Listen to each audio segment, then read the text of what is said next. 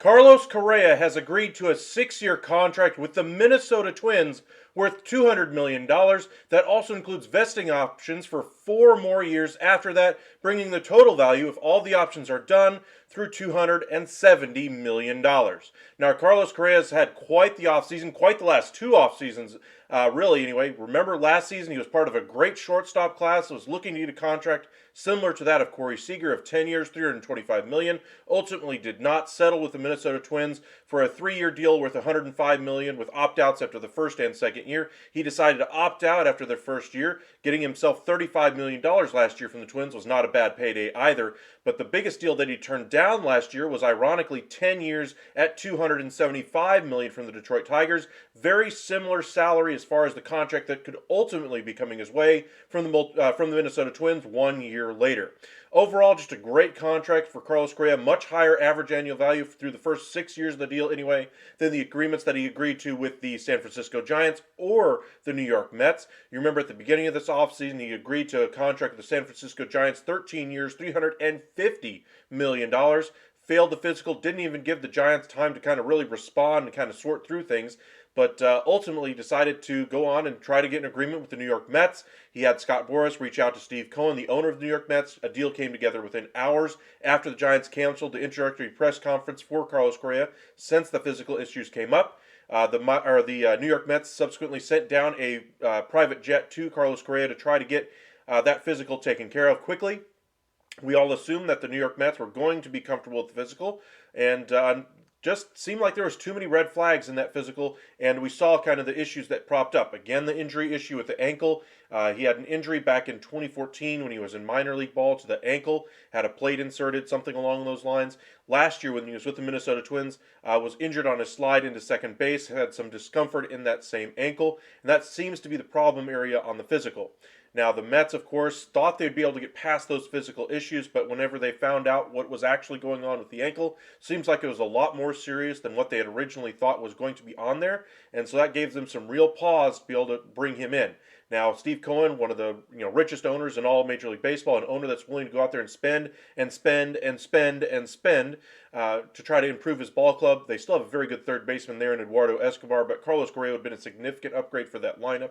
Even he, with as much as unlimited resource as money anyway, as what people imagine him to have, money is still a finite resource, and they just weren't comfortable giving him a fully guaranteed deal, 12 years at $315 million. We saw the negotiations for the Mets anyway kind of culminate to a 6-year, $157.5 million contract, fully guaranteed, with options that could ultimately reach all the way back up to a 12-year, $315 million guarantee, or non-guaranteed deal anyway.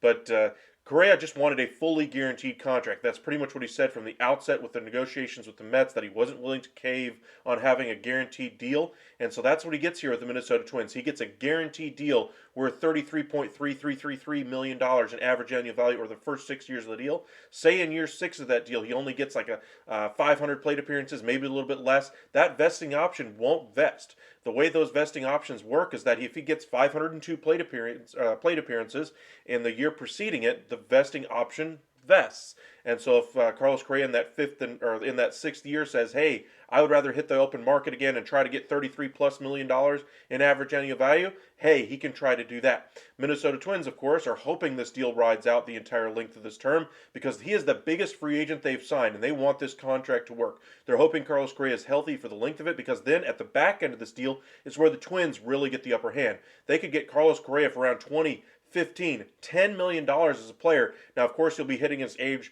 37, 38 seasons at that point, but they would really like to see that impact of from a player like Carlos Correa on that cheap of a contract. Now, what does Carlos Correa bring to the Minnesota Twins? Leadership, and he brings it in spades. You remember his time with the Houston Astros, basically sticking up for the entire team, being the spokesman for the team through the entire scandal that was going on, the banging on the trash cans, all those kinds of things, and he was kind of the front man for that. He was the one who took the heat for it for the most part, so very good on him for being able to, weather the storm there. He goes to Minnesota last year after the Houston Astros are not willing to pay him a requisite salary. They were comfortable with their in-house option, Jeremy Pena, as you can see by his ALCS MVP and World Series MVP anyway. But Jeremy Pena was a very good option for Houston, so you can understand why they moved on. Correa gets that 3-year, $105 million deal with the Twins. Biggest signing in Twins history as far as free agency.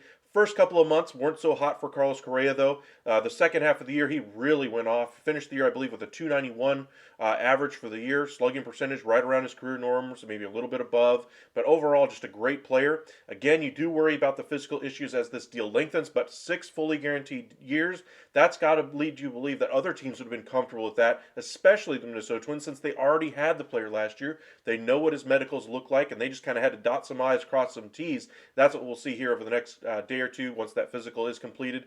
And once it is, that shortstop position is solved for the Minnesota Twins. They go from a team that had one of the worst off seasons in Major League Baseball this year to possibly one of the top 2 or 3. The Mets and Rangers I have to put right at the top of the list. The Braves are up there as well as far as having a great offseason. The Yankees have had a great offseason so far. None of those teams have completed their jobs so far this offseason. They still have holes to fill. The Rangers need a left fielder. They need a closer. Braves, of course, no longer have Dansby Swanson. They got to figure out, is Vaughn Grissom going to be the guy as they go into spring training? Can he handle it from the defensive aspect of it? And of course, what does their offense now look like after they traded Wilson Contreras and brought in Sean Murphy? For the Yankees, they get a number 2 in that rotation behind Garrett Cole. Exactly what they needed, but are they going to continue to fill out that rotation? Are they going to add a left fielder like Brian Reynolds? For any one of these teams out there, there's a lot of holes still out there to fill. The Mets have done a great job filling in a bunch of these spots, but that said that they want to add another impact bat. There's not really one out there. The best free agent on the board right now is probably Jurickson Profar. Not really going to move the needle if you're a New York Mets fan. But Carlos Correa, great signing for the Minnesota Twins. They go from a team that was looking for an ace at the top of the rotation if they didn't get Carlos Correa, to being able to retain Carlos Correa and possibly still go out there and try to trade for a front-of-the-line starting pitcher. There were some rumors out there at the beginning of the offseason that they may be willing to trade second baseman Luis Arraez. We'll see if that kind of culminates somewhere. But high on-base percentage, high batting average for Luis Arraez, high contact hitter anyway. He is going to be in demand if he really does hit the free agent or hit the trade market anyway. I'm still not buying that the Twins are going to be willing to move him, but that would be a very attractive piece if they're trying to bring in a top-level starting pitcher.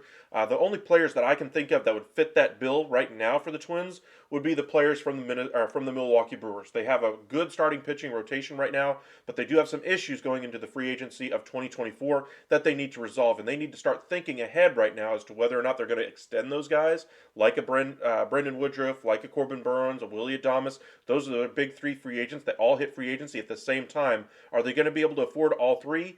Absolutely not. The Brewers have never really been able to flex that level of financial flexibility, and there's belief around the industry that they might only be able to hang on to one of them as currently constructed. So why not try to trade one of them and reinvest that money elsewhere? Maybe you're able to offload a Christian Yelich deal in it as well and save some more money and be able to retain 2 of those guys.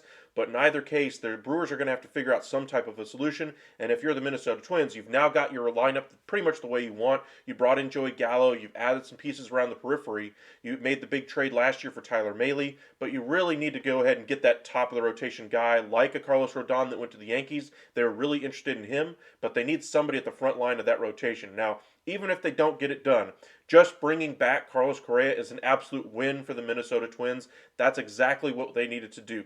I mean, you're talking about a team that was going to have a huge hole at shortstop. You're talking about possibly having Kyle Farmer as your starting shortstop as opposed to Carlos Correa. That's a steep drop-off. He came over from the Cincinnati Reds, I believe. Decent player, but he's nowhere near the level of Carlos Correa, an impact-level player. We had some debates this offseason about whether or not he was the top shortstop on the board, or Trey Turner, or Xander Bogaerts, etc. For me, I still like Trey Turner. I know a lot of you guys out there do like Carlos Correa as far as his impact, leadership, higher peak type of a player. I just like Trey Turner's speed a lot more, and I think his longevity is going to be a little bit more. And now you've seen the physical issues come up with Carlos Correa as well. I still think that leads you to believe the physical issues could lead to Carlos Correa having a shorter career and Trey Turner possibly having a longer career. But for me, Carlos Correa is still a very good, high-impact player at the premium shortstop position anyway, and that's where he's going to be. He's not going to be shifted over to third base. He's not going to be in left field. He's going to play every day for the Minnesota Twins at shortstop. Now, does this mean that they're done this offseason? As I mentioned, I don't think they are. I still think they're going to try to add a top-of-the-line rotation starter, but maybe next year they go after one of the big starters that's out there there next year. A guy like Julio Urias could be out there for them. And they have had some affinity for the Los Angeles Dodgers starting pitching before. Remember, Kenta Maeda came over in a trade for Brusdar Graterol a couple of years ago from the Los Angeles Dodgers. So we'll see which way the Twins end up going to try to solve their rotation issues. But the Twins really sputtered down the stretch last year. Their starting pitching really fell on its head. The relief pitching that was really good all year long really didn't have as much success as well. Now they do have some really good bullpen options there. The starting rotation I expect to be better just based on what they already have in-house. So we'll see if they have a little bit better performance for an entire year as opposed to the poor performance they had over the final 2 months of the season, and can kind of challenge for that AL Central crown from the Cleveland Guardians. Let us know in the comments section what you think of Carlos Correa deciding to go back to the Minnesota Twins, and let us know what you think this means for the New York Mets. Sure, they would love to have had him. Sure, New York has a really good team already constructed there. Eduardo Escobar is no slouch as far as a third baseman. He's still going to be a productive player for you. Luis Guillorme is still there. You still have a couple of young guys there. Brett Beatty, I believe. Matt Vientos as well. Maybe they could package some of those guys together and get another third baseman in there. Rafael Devers is not an option now that he signed the extension with the Boston Red Sox next offseason. So we'll see what they end up doing long term for third base. But as things currently stand, the New York Mets are still a very good team. They have Max Scherzer, Justin Verlander at the head of that rotation. They brought back Edwin Diaz. They got back Brendan Nimmo. They haven't really improved that offense, though. That's the one thing I wonder if they're going to go out there and make a trade before the spring training begins, before pitchers and catchers report. Just kind of keep your eyes peeled now that the contract has fallen through for Carlos Correa. You can see the financial wherewithal that Steve Cohen has to bring in another big salary. So maybe there's another trade in the works there for the New York Mets. Kind of a buy low candidate possibly to come in as third baseman or a DH type player. Nelson Cruz is still out there on the free agent market. Not exactly a guy that moves the needle, but somebody who could improve that offense if he gets back to doing Nelson Cruz type things. But the Mets, I still think, are willing to improve this team before the season begins. So keep your eyes peeled. Now that Carlos Correa is off the board for them, what they pivot to. Are they going to bring in another third baseman? Are they going to go after a DH? Which option do you think they're going to go for? And lastly, the San Francisco Giants. I mean, just a horrible offseason for them. I mean, any way you slice it, this offseason has not gone according to plan. The fan base out there was very excited about the possibility of bringing on a superstar, all-star level talent this year. At the beginning of the offseason, you would have said they're probably the second place team in the running for an Aaron Judge. And then we saw as the front office was kind of letting things out in the media that, hey, we really have a really good shot at Aaron Judge. Maybe we're the leader for Aaron Judge. And then you saw the tweet from John Heyman saying, hey, Judge is going to the Giants. 20 minutes, or I think it was 2 or 3 minutes later anyway, he says, whoa, said it wrong, blah, blah, blah, and he's not actually going to the Giants. And that had to basically throw all kinds of daggers at the San Francisco Giants fans' hearts. I'm sorry, but your offseason has just been terrible. You tried to pivot to try to bring in one of the top shortstops out there in Carlos Correa or Xander Bogaerts. You agreed to the deal with Carlos Correa only to fail the physical. Correa's camp didn't even want to negotiate with you to try to figure out what was wrong in the physical, to try to see if you can get some offset language in there. He wanted a fully guaranteed deal. He wanted that 13-year, $350 million contract. Overall, I mean, Carlos Correa is an impact player, and that contract might have hurt them at the back end of that deal, but they needed to bring in some superstar level free agent this year, and they didn't do that. Now, they did bring in Mitch Haniger. They did bring in Ross Stripling. They did bring in Sean Manaea. They brought back Jock Peterson. They've made some nice additions to this team. There's still some significant holes on the roster. They're trying to go with some young guys at certain spots, depending on some aging veterans as well. Wilmer Flores as well has had some nice moments, but he's not exactly a superstar. J.D. Davis, another guy who's had some nice moments in his career, but they're hoping for more out of him to make him a above average Major League regular. Brandon Crawford's on the final year of his deal. They made the big investment in Michael Conforto on a 2-year deal, and I just wonder if that deal is ultimately going to work out for them in the long run, with the third year being an option anyway, I believe. He got 2 years, $36 million guaranteed. Not exactly a great deal if I'm a fan of the San Francisco Giants, just because he hasn't been healthy for a year. And I just wonder how effective he's going to be able to be in the field. Is he going to be able to play every day in the outfield? I don't think so. I think his elbow is going to have very similar issues to a lot of the other superstars in the past that have had elbow issues. They've seen their offensive numbers slide. They weren't able to play the defensive position anymore, so their value to their team decreased. And so, again, I wonder the wisdom of signing a guy like Michael Conforto to that level of a contract. Now, sure, you had to bring in some somebody. You had to spend your money somewhere in free agency.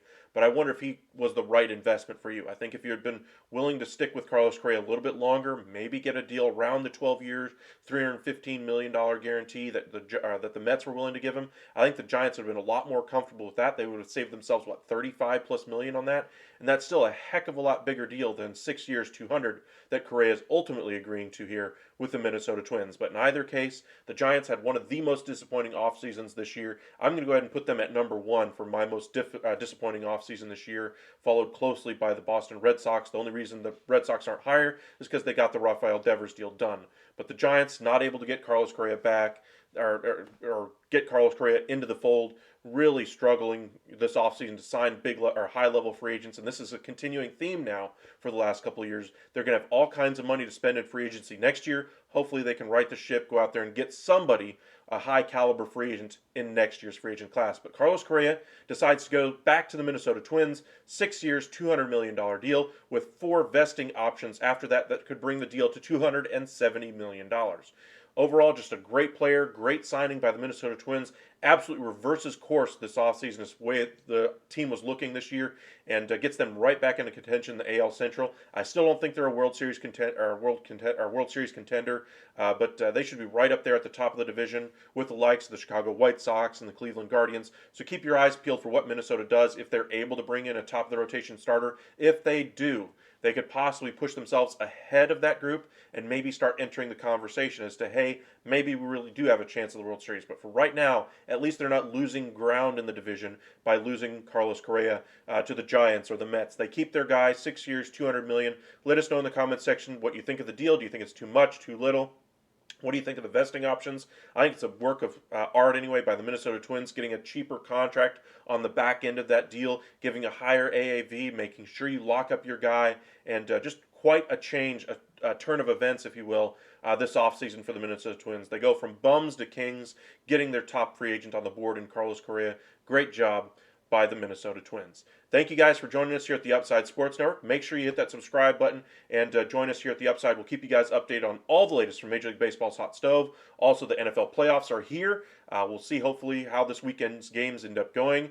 The NHL All-Star Weekend is coming up here shortly. The NBA has their trade deadline season coming up here within the next month. Keep your eyes peeled for all the videos we're going to have coming your way. Make sure you follow us here on YouTube. Hit that subscribe button. Follow us on Twitter at UpsideSN. And you also can find our Facebook page, Upside Sports Network. Thank you guys for joining us. We'll see you guys next time.